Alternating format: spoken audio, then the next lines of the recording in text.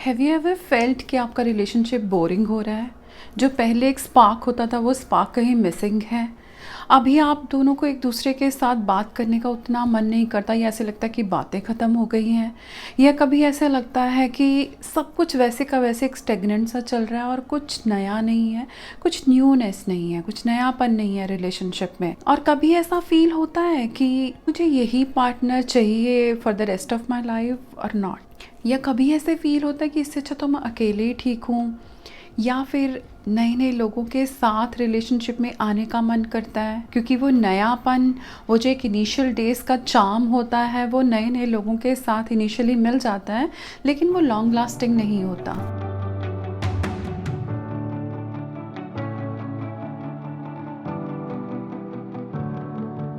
ये स्पार्क जब वापस आ जाएगा इस रिलेशनशिप में, तो आप उसको कैसे बरकरार रख सकते हो कि हमेशा ये रिलेशनशिप में स्पार्क बना रहे, हमेशा आप एक दूसरे की तरफ अट्रैक्टेड फील करो, हमेशा वो फिज़िकल और इमोशनल इंटीमेसी बनी रहे।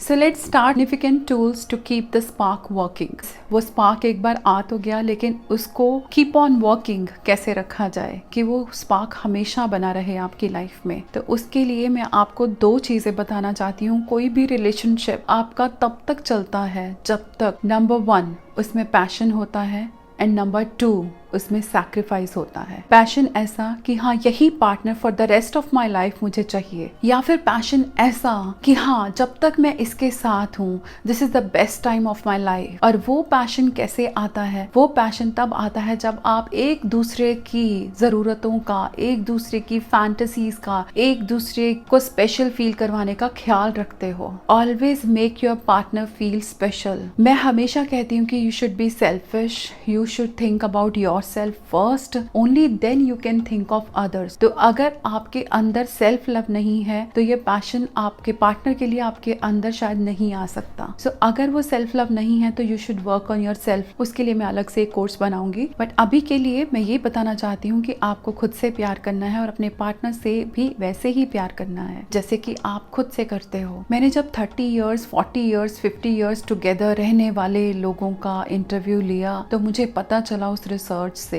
कि हाँ वो लोग साथ क्यों हैं, क्योंकि उनमें पैशन है और उनमें सैक्रिफाइस है। और वो पैशन कैसे आता है? उन्होंने कहा कि वो कुछ भी होने पे वो अपने से पहले अपने पार्टनर का ख्याल रखते हैं। इसमें सेल्फ लव जरूर है पर इसमें पैशन है। इसमें पैशन ये है कि आपका पार्टनर जिसके साथ आपने पूरी लाइफ रहना है या जिसके साथ आपने जब तक भी रहना है उसकी खुशियां आपके लिए मैटर करती हैं। जब आप उसको स्पेशल फील करवाते हो, जब आप उसकी जरूरतों का ख्याल रखते हो, जब आप उसको अपनी प्रायोरिटी लिस्ट में टॉप पे रखते हो, तब वो स्पेशल फील होता है। That is called passion. Respect. इस पैशन में अंडरस्टैंडिंग आती है, इस पैशन में रिस्पेक्ट है, इस पैशन में कम्युनिकेशन है। ये पैशन ही आपके प्यार को हमेशा हमेशा के लिए अलाइव रखता है, हमेशा हमेशा के लिए वो स्पार्क जिंदा रहता है और हमेशा आपको अपना पार्टनर अट्रैक्टिव लगता है, फिर चाहे आपको साथ में रहते हुए 50 साल क्यों ना हो गए हो। दूसरी चीज है सैक्रिफाइस। सैक्रिफाइस मैं ये नहीं कह रही कि आप अपनी जरूरतों को सैक्रिफाइस कर दो, अपनी टाइम को सैक्रिफाइस कर दो या अपने काम को सैक्रिफाइस कर दो। नहीं, सैक्रिफाइस हमें करने का मन करता है। जैसे फॉर एग्जांपल आपका पार्टनर जो है उसको स्मोकिंग पसंद नहीं है, लेकिन आप स्मोक करते हो और वो आपका पार्टनर चाहता है कि आप स्मोक करना बंद कर दो। तो अगर आप अपने पार्टनर के लिए स्मोक करना बंद करते हो तो अल्टीमेटली ये आपका भी तो अच्छा ही है ना। तो फिर इसमें सैक्रिफाइस करने से, जिसमें आपको नुकसान नहीं होता है, जिसमें अल्टीमेटली वो आपके भले के लिए हो रहा है, वो सैक्रिफाइस करने में कोई प्रॉब्लम नहीं है। सैक्रिफाइस डजंट मीन कि आप अपनी खुशियों को सैक्रिफाइस कर दो। सैक्रिफाइस का मतलब ये नहीं है कि आपको आपका पार्टनर लोअर वर्जन की तरफ लेके जा रहा है। सैक्रिफाइस का मतलब ये है कि आप अपने पार्टनर के साथ हैप्पी हो तो आप कुछ ऐसी चीजों को सैक्रिफाइस कर देते हो जिससे आपके रिलेशनशिप में प्रॉब्लम आ सकती है, जो आपके इंडिविजुअल लेवल पे या आप दोनों के रिलेशनशिप पे कुछ प्रॉब्लम ला सकता है। तो उस चीज को सैक्रिफाइस करने में कोई प्रॉब्लम नहीं है। और वो सैक्रिफाइस भी तभी आता है when you are passionate in your relationship. Otherwise आप किसी के लिए ऐसे ही सेक्रीफाइस नहीं करोगे कुछ भी। I tell you about one of my patients, a man came to me and उनकी शादी में सब कुछ अच्छा था, everything was fine, wife is beautiful and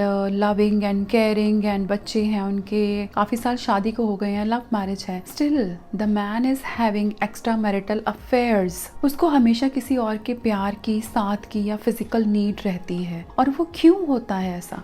क्योंकि उन दोनों के प्यार में वो पैशन नहीं है। ही स्टिल सेज कि आई लव माई वाइफ। फिर वो बाहर जाने की उसको जरूरत क्यों पड़ती है? पर जब मैंने उसकी काउंसलिंग की और ऑब्जर्व किया कि उन दोनों के प्यार में वो पैशन नहीं है और वो स्पार्क मिसिंग था। वो स्पार्क कैसे आ सकता है? क्योंकि सब कुछ ओल्ड वेज में चल रहा है, सब कुछ स्टेगनेंट चल रहा है, सब कुछ नॉर्मल चलता जा रहा है, इट्स ओके। और उसको कुछ नया चाहिए होता है, और वो नयापन अगर आपके रिलेशनशिप में आने लग जाए तो क्या प्रॉब्लम है? फिर आपको कहीं और जाने की जरूरत ही नहीं पड़ेगी। और इसी के लिए मैं आपको सेक्सुअल इंटीमेसी के लिए टिप देती हूँ, explore your fantasies and your partners fantasies. You never know कि ऐसी फैंटेसीज को एक्सप्लोर करने के बाद आपके सेक्सुअल इंटीमेसी में नयापन आ जाए। वही सेम ओल्ड पैटर्न से अगर आपकी सेक्सुअल इंटीमेसी कंटिन्यू रहती है तो उसमें स्पार्क चला जाता है। Sex is an important part of a romantic relationship. तो अगर आपको रिलेशनशिप में वो स्पार्क कंटिन्यू रखना है तो अपनी सेक्स लाइफ को न्यूनेस देने के लिए कुछ नया ट्राई करते रहिए, कुछ नए तरीके से ट्राई करते रहिए और नई जगहों पे भी ट्राई कीजिए। सेकंड बोनस टिप मैं आपको देना चाहती हूँ कि candle light dinner is not enough. Candle light dinner में बातें खत्म हो जाती हैं, समझ में नहीं आता क्या बात करें। That is good but this is not enough. तो इसके लिए आपको क्या करना है? इसके लिए जो मैंने एक्टिविटीज बताई हैं वो एक्टिविटीज कीजिए और आप नई नई जगहों को एक्सप्लोर कीजिए। वेकेशन पे जाइए और दोनों अकेले वेकेशन पे जाइए। आई मीन कोई रिलेटिव्स या बच्चों को या फ्रेंड्स को साथ में लेके नहीं, आप दोनों का वेकेशन होना चाहिए, एक रोमांटिक वेकेशन होना चाहिए एटलीस्ट ट्वाइस अ ईयर। इससे आपका स्पार्क कंटिन्यू रहेगा। एंड अगर आप अफोर्ड कर सकते हो तो वंस इन अ मंथ आपका ये वेकेशन होना चाहिए। इससे आपके लाइफ में वो स्पार्क कंटिन्यू रहेगा। All the very best for your beautiful relationship and your bright future ahead. I wish you all the best.